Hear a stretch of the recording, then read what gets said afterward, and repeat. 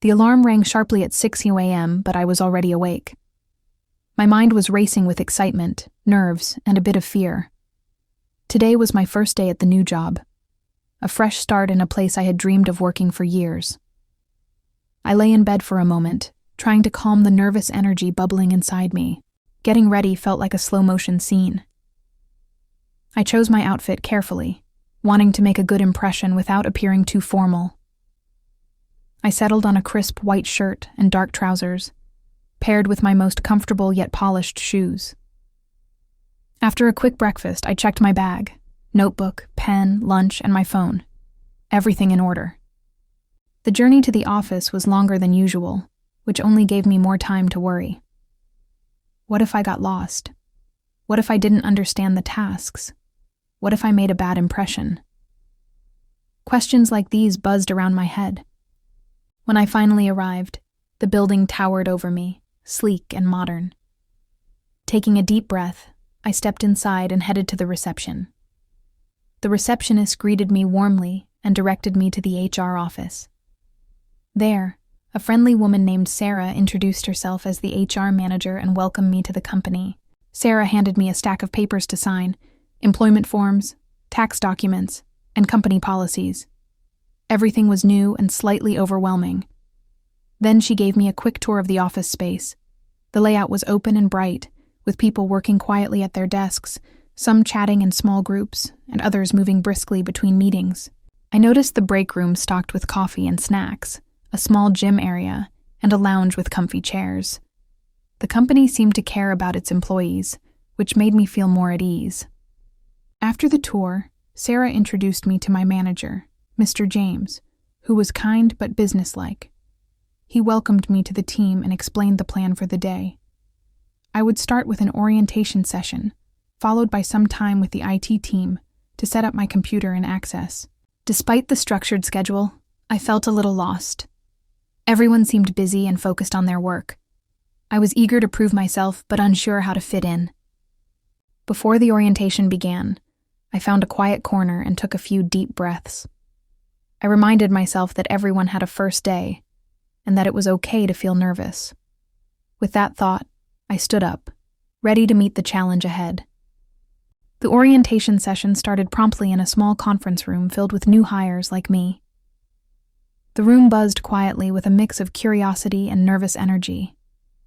A woman named Linda, the company's learning and development coordinator, began the presentation by welcoming us all warmly.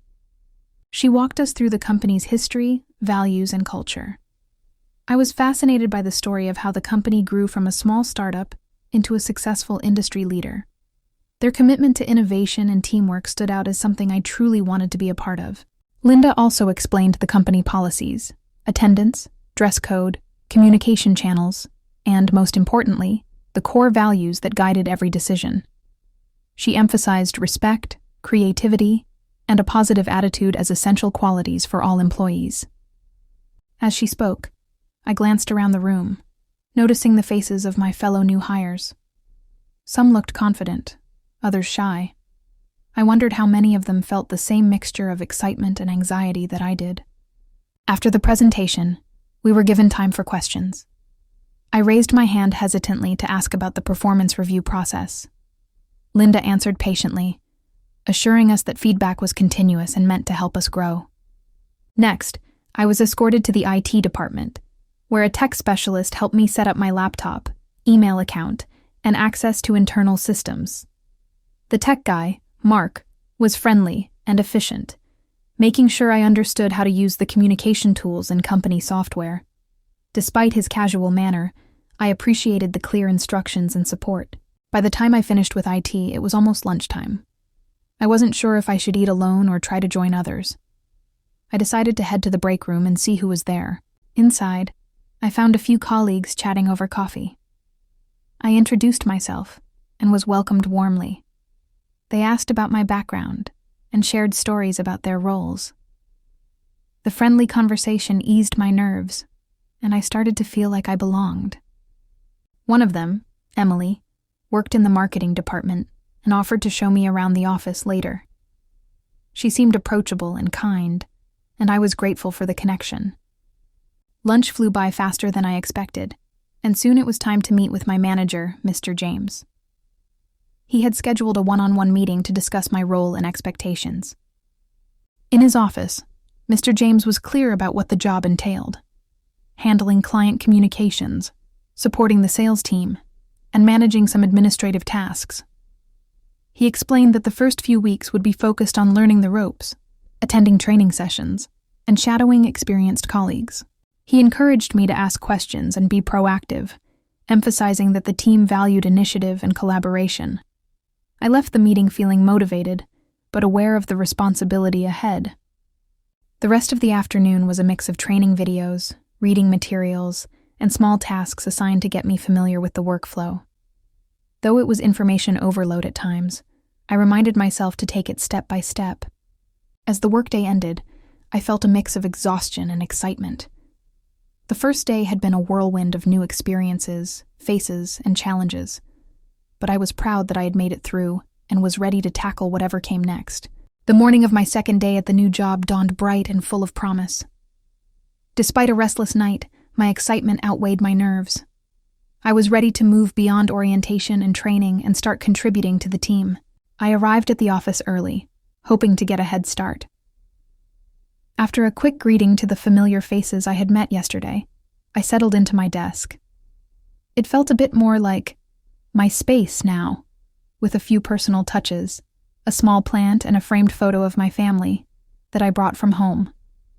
My manager, Mr. James, had prepared a list of small but meaningful tasks for me to begin with. The first was to draft an email to a group of clients announcing a new product launch. I was eager but cautious. I reread the company's communication guidelines and previous emails to ensure my tone matched the brand's voice. Writing that email took longer than I expected. I wanted it to be clear, professional, and engaging.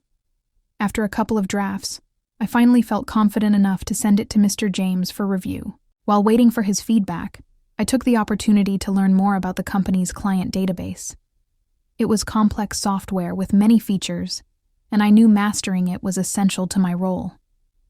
I spent time clicking through tutorials and asking a few quick questions to Emily, who was kind enough to guide me. Soon, Mr. James responded with some edits to my email.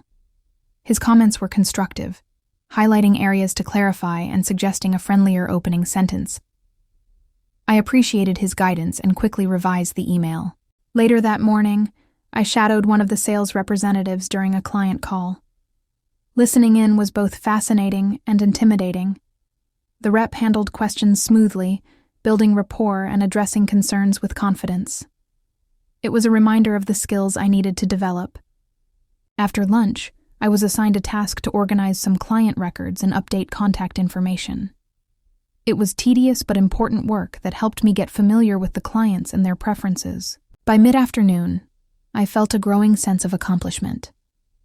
I was starting to understand how my efforts connected to the bigger picture. Still, challenges arose.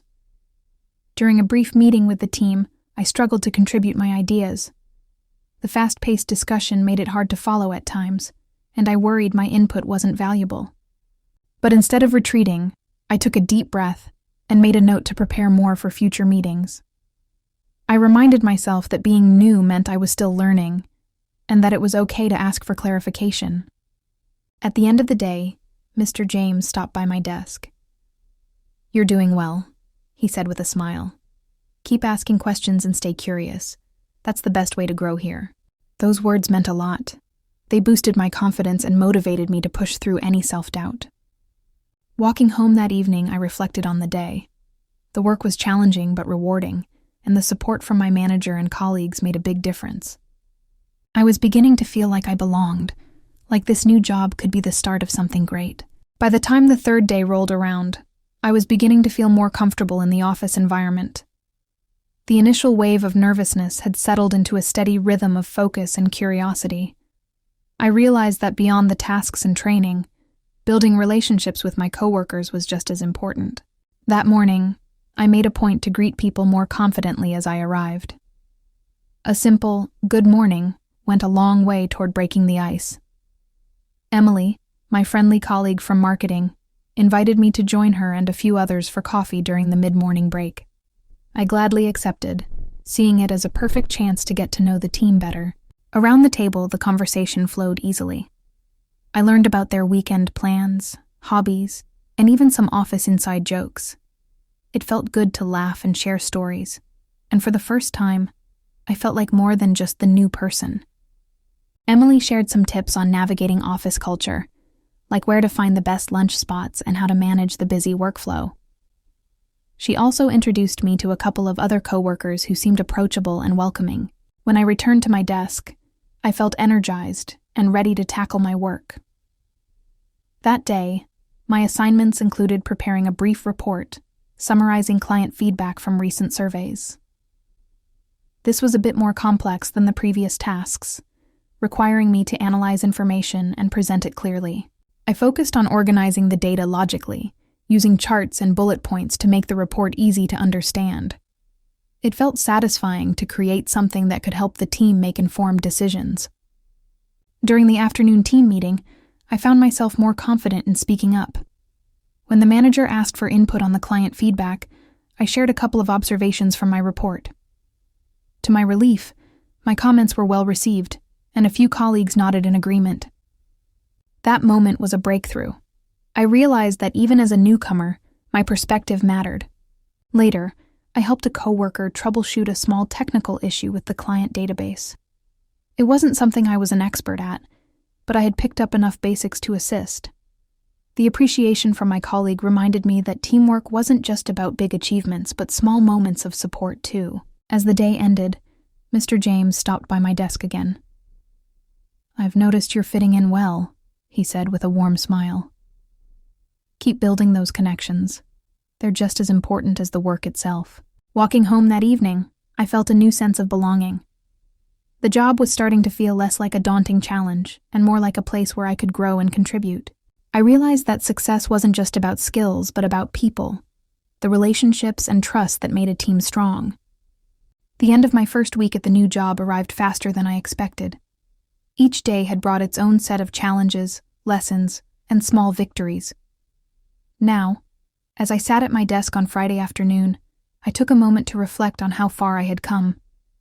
When I first walked through those office doors, I was full of uncertainty. Would I fit in? Could I keep up? Would I make mistakes that would cost me? But now, those fears felt less intimidating. The support from my manager, the kindness of my colleagues, and my own determination had helped me find my footing. Looking back on the week, I saw how much I had learned. From mastering new software to drafting professional emails, every task was a building block in my growth. But more importantly, I had learned how to navigate the social side of the workplace, making connections, asking for help, and contributing my ideas. One moment stood out to me: the day I spoke up during the team meeting. It wasn't just about sharing information.